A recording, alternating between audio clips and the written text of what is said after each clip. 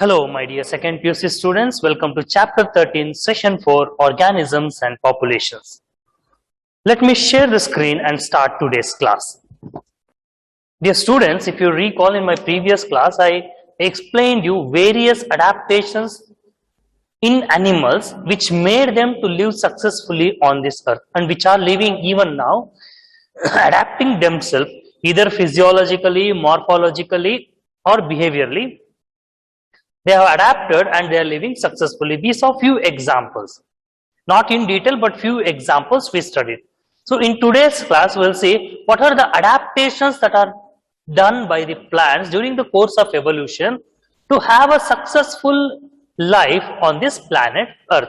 So getting into the class, examples for plant adaptations. First, we'll study desert plants. Desert plants are also called as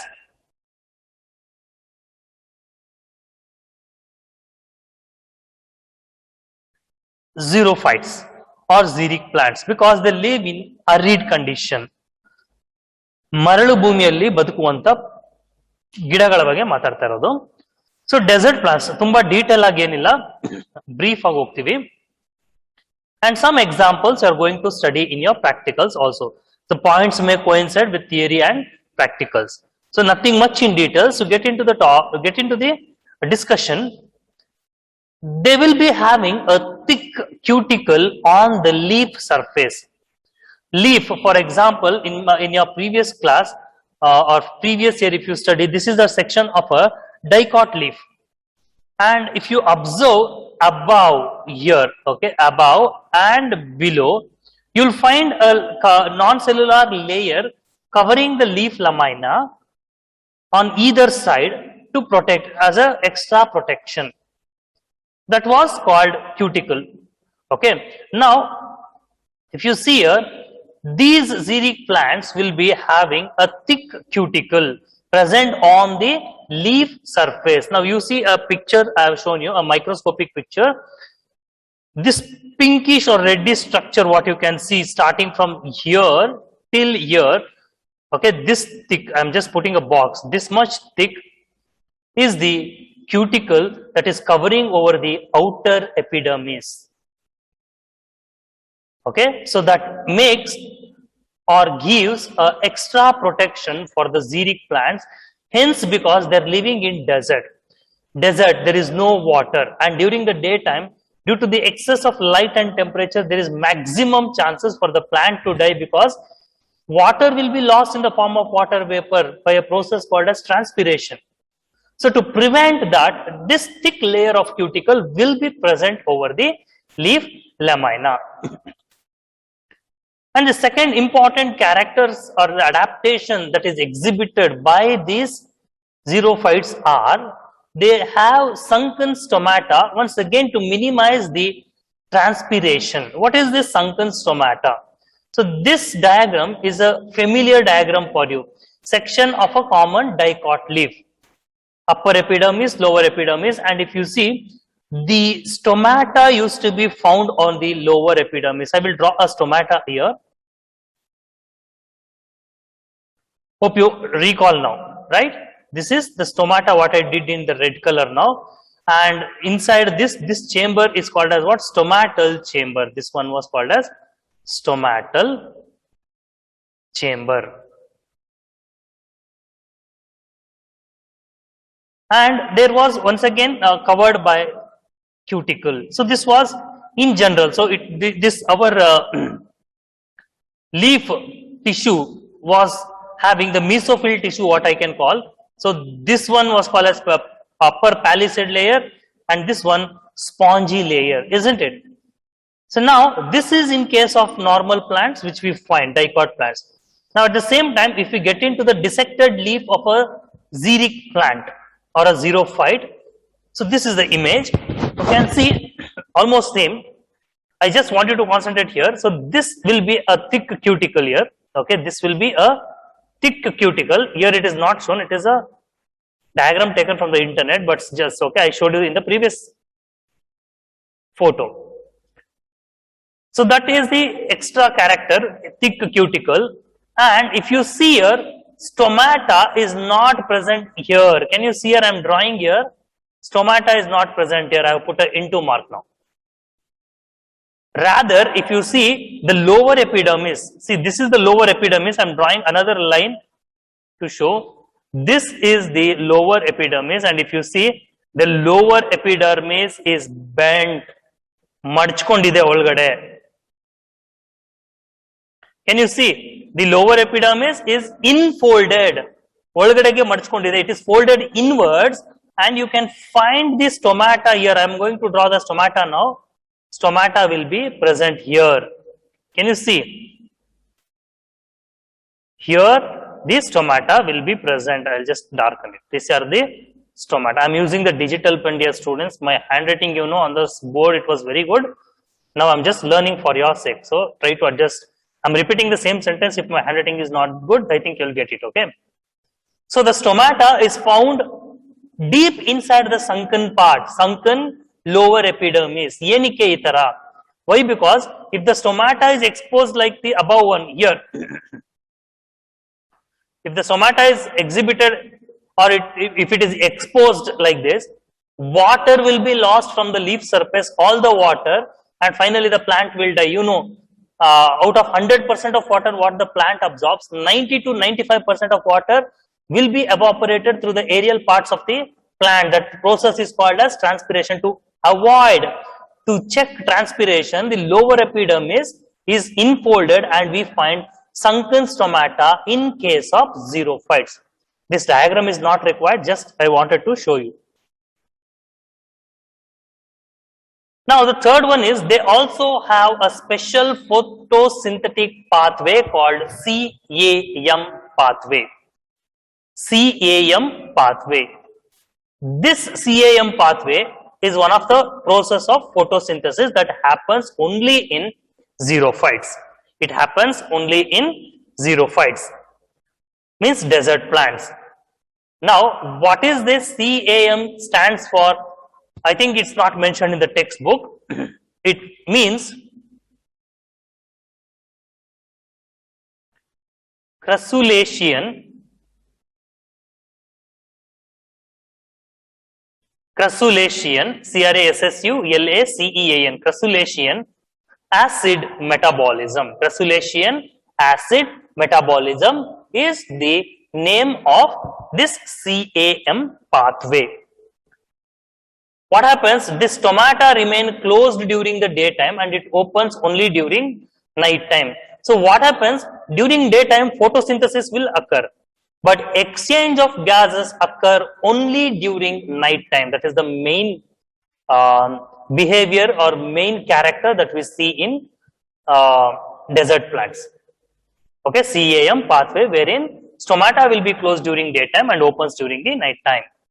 And during daytime photosynthesis occurs, not the opening and closing of stomata. And finally, leaves are modified into spines. Mullina tara. It's not exactly the thorn. And reduces transpiration. To avoid transpiration, leaves will become sharp spines. Can you see here? I have focused. I'm showing you the cactus Opuntia. This flat leaf-like structure is nothing but the stem modification. Stem banbutu chappate age, flat age, it takes the shape of a leaf, wherein the leaves will get modified into this thorn-like structure, what we call it as spines. Spines are the right term. Okay. Why this adaptation? Just to avoid the loss of water, what we call as transpiration. Got it? Pause the screen, take a screenshot. I'm moving for the next slide.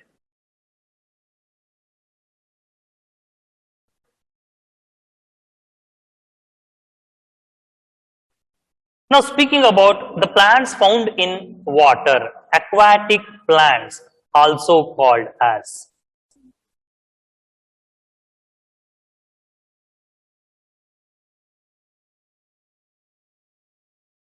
hydrophytes. Phytes means plant, hydro means water.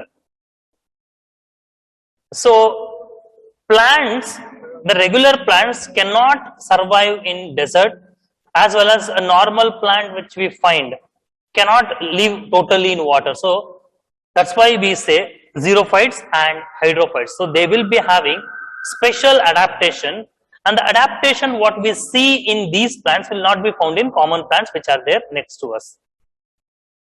They will be having aerenchyma, which gives buoyancy and floating.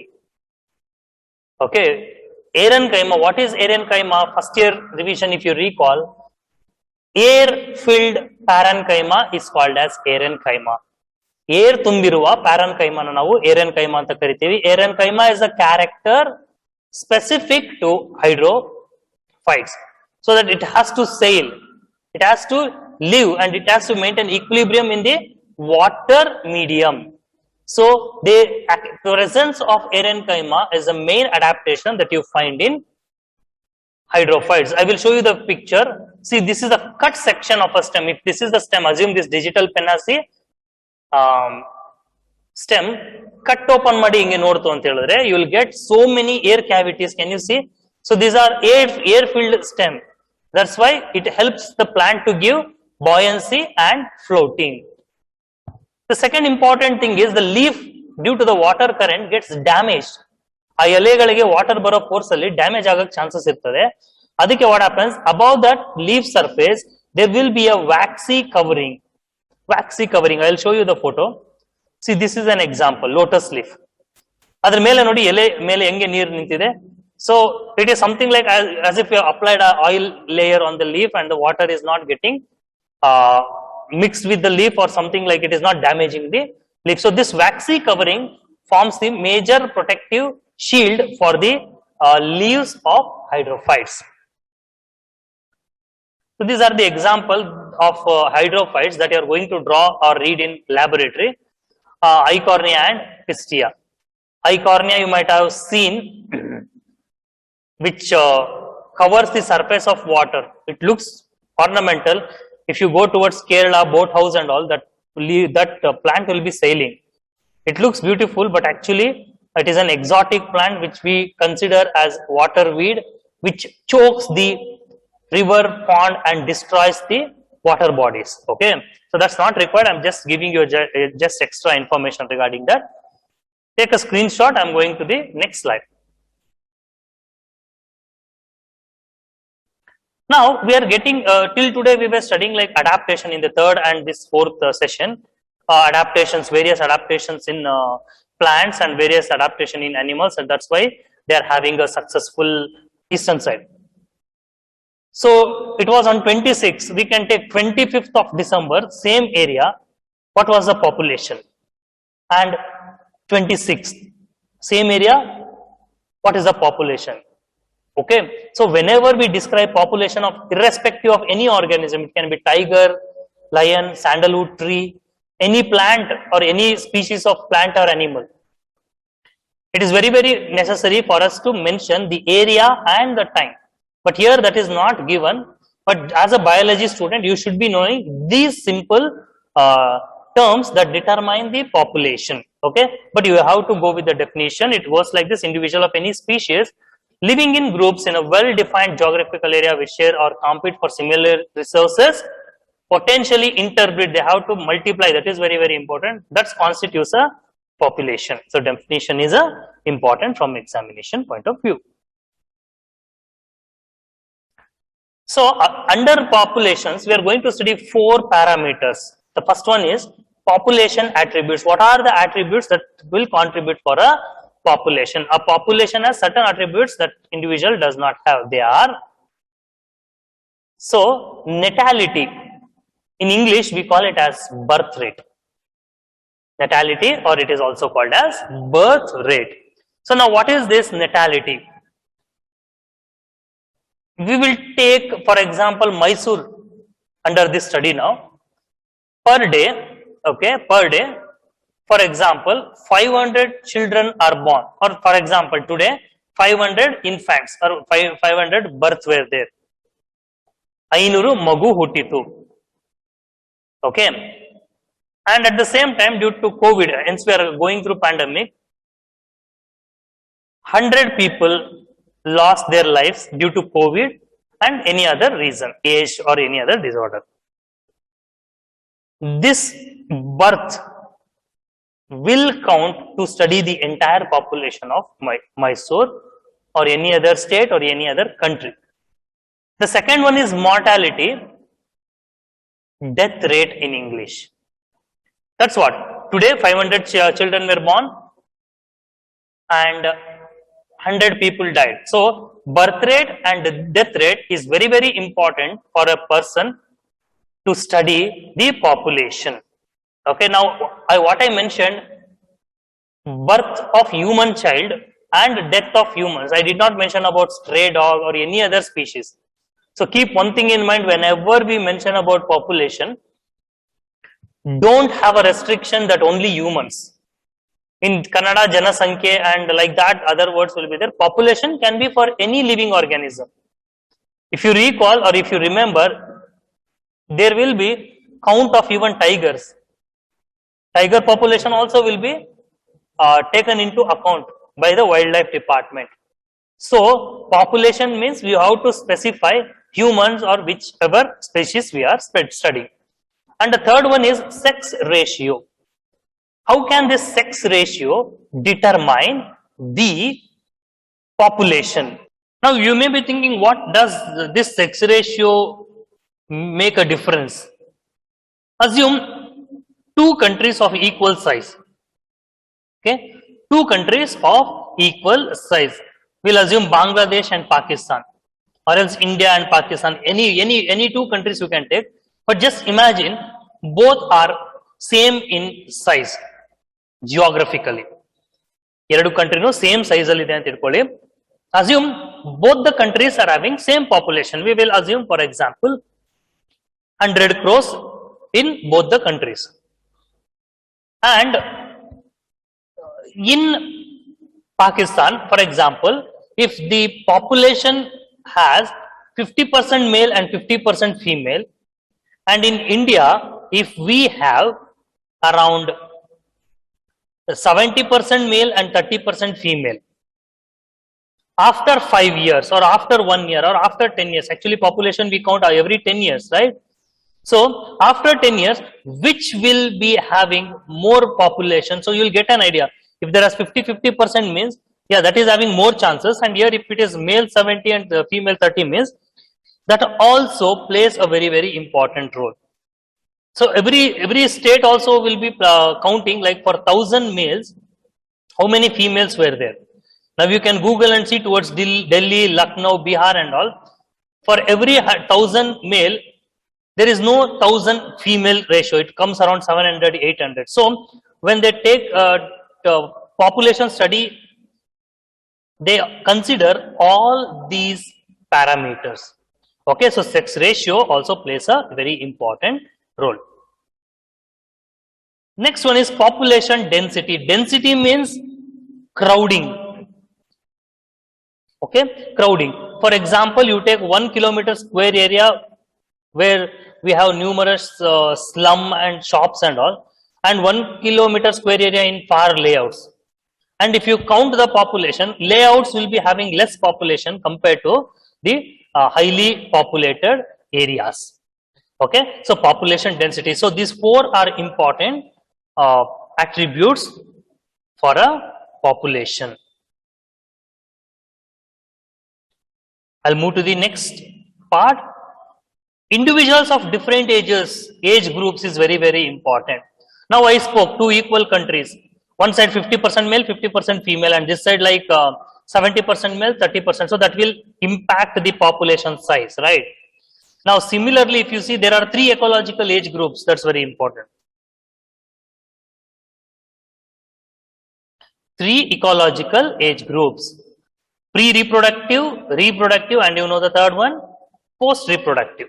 Okay, now pre-reproductive, reproductive, and post-reproductive. Pre-reproductive, they have not attained that puberty stage. Sexually, they are not matured. Okay, reproductive, this group of individuals are sexually active and may or may not be active, but they are capable of reproducing. And the third one is the group of population which have come across, they have come out of that reproductive phase. Okay, now assume the same example what I said, two equal countries with same population like 100 crore plus 100 crore.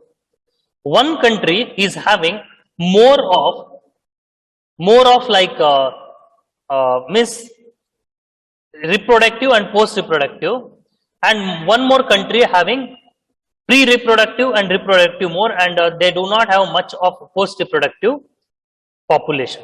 So what happens? That will also impact the population after few years. Understood? So after 5-10 years, assume both the countries which had same population will not be same.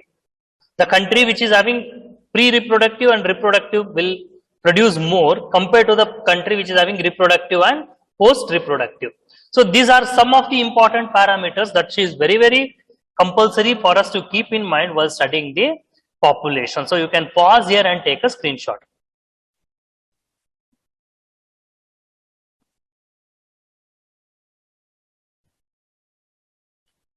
Now speaking about age pyramids. Age pyramids, there are 3 age pyramids we can study. Okay, the age distribution of males and females are shown in combined diagram.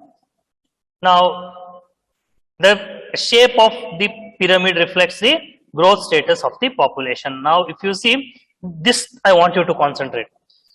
That's why I have given the same color. Age pyramids are of 3 types: an expanding or growing population, a stable population, and a declining population. And there is a graph for that. This graph I've seen much in model question papers till today.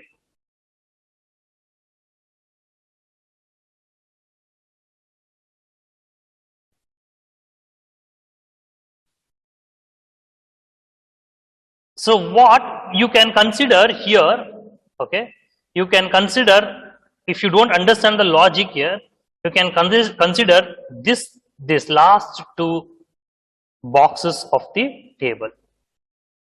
Okay, remaining if you write same, like nothing will happen. But here expanding population, so if this is the normal population, you see this one, the next one is expanding. This is big.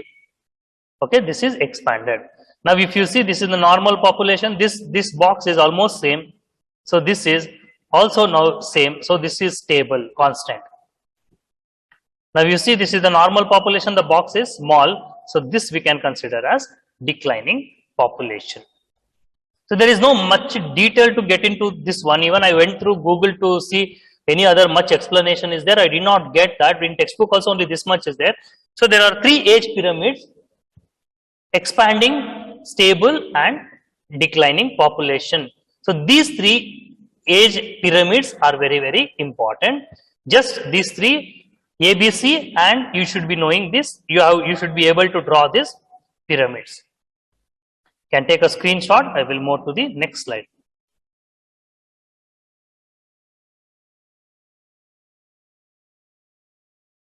One question was asked. Okay, one question was asked, and to say that how the tiger census will be done. That was the question. So tiger census madabeku andre they have to check their pug marks. Pug marks, actually this is not the right term, but I will use it. But you don't mention it in the examination. Pug mark means you can take it as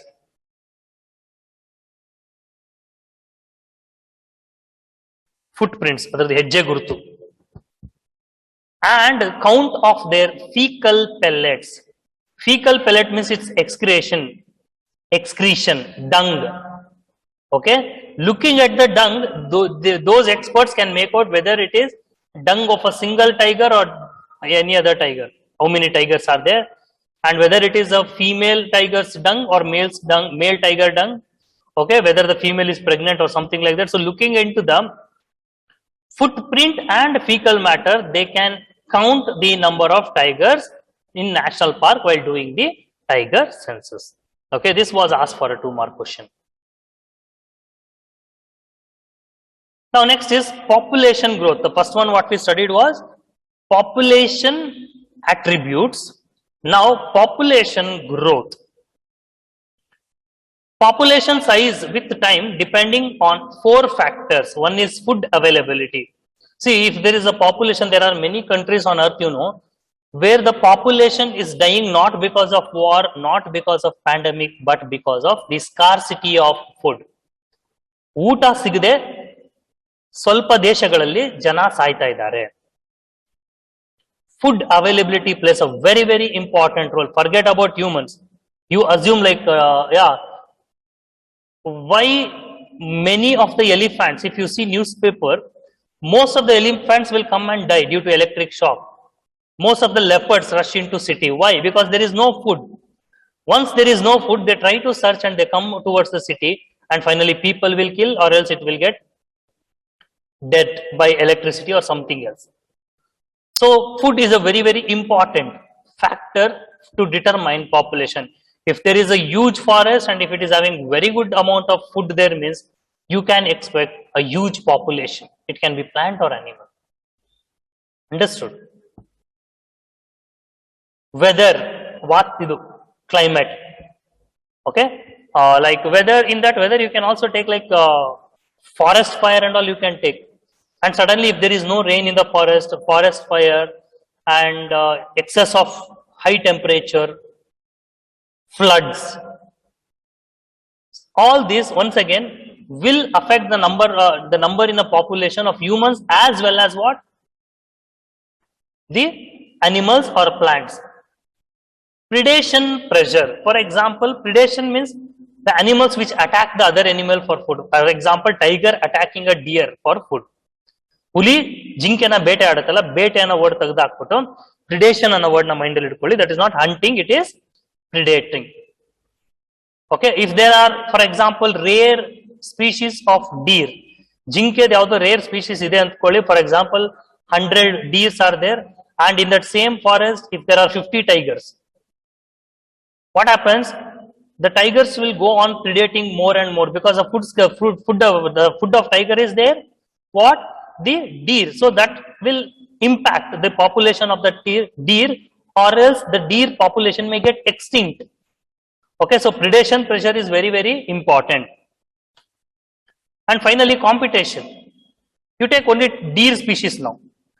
Assume in that forest there is no tiger, no predator only is there. ಅರ್ಥ ಮಾಡ್ಕೊಳ್ಳಿ, ಆ ಕಾಡಲ್ಲಿ ಹುಲಿನೇ ಇಲ್ಲ ಅನ್ಕೊಳ್ಳಿ, predator ಅನ್ನೋದೇ ಎಲ್ಲ ಬರೀ ಜಿಂಕೆಗಳೇ ಇದೆ. If these deer go on eating the vegetation in the forest, the vegetation will go decreasing. That's what the food for those deer is now vegetation. Once again the food availability goes on decreasing, and finally what happens? If there is little food, there will be competition between the same deer, intra-specific competition. Understood? So competition ಅಲ್ಲಿ ಎರಡು ತರ ಇದೆ. Interspecific, for example, that is between tiger and lion for going and eating that deer, or else among the deer itself for the food, or among tigers only for the food.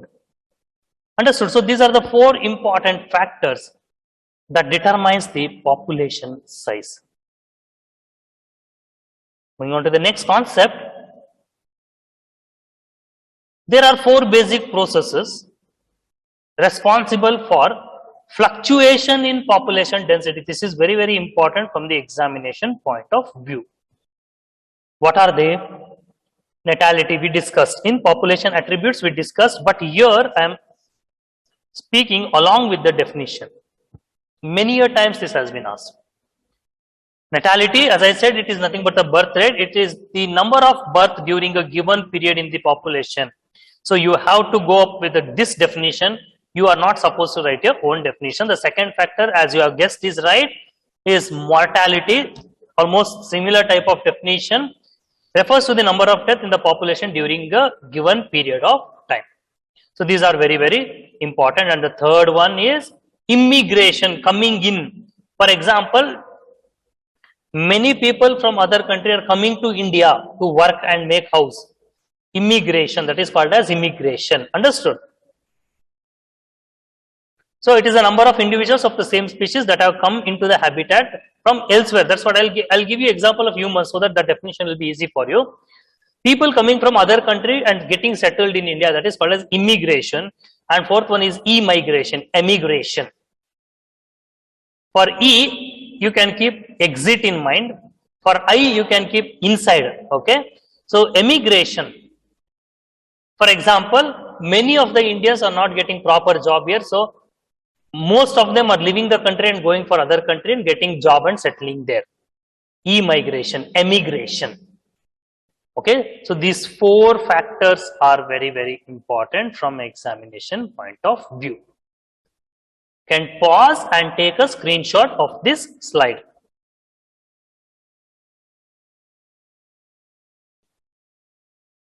Now we will discuss natality and immigration cause increase in population. You may not understand, but I'll just speak about this one first.